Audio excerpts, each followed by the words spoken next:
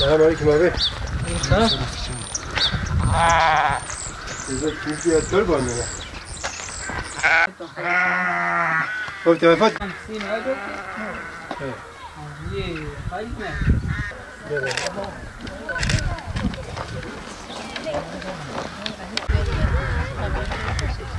Evet. Arı Umut Kervanı Tespit Komisyonumuzun yapmış olduğu çalışmalar sonucunda Tutak ve Elerş ilçelerinde onlarca aile tespit ettik. Bu ailelerle birebir görüşerek durumlarını müzakere ettik. Ve yapmış olduğumuz bu çalışma neticesinde bu ailelerin yardıma gerçekten ihtiyaçları olduğunu anladık. Ve bugün de Tutak ve Elerş ilçelerinde onlarca aileye gıda yardımında bulunduk, gıda kolisi yardımında bulunduk. Biz bu yardımları hayırsever halkımızın destekleriyle yapıyoruz. İnşallah daha çok aileye ulaşmak için, daha çok köyde yetime ulaşabilmek için hayırseverlerimizle beraber bunu inşallah başaracağız. Biz daha çok insana ulaşmak için hayırseverlerimizi de davet ediyoruz, yani yanımıza davet ediyoruz. Beraber yapalım bu işi inşallah.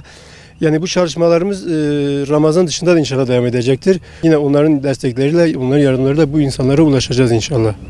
Gelsin de. Teyze öyle. Merhaba. Menderes evet. Menderes. Görevi. Menderes. Yapatıyor. Meyveyi evet. Baba.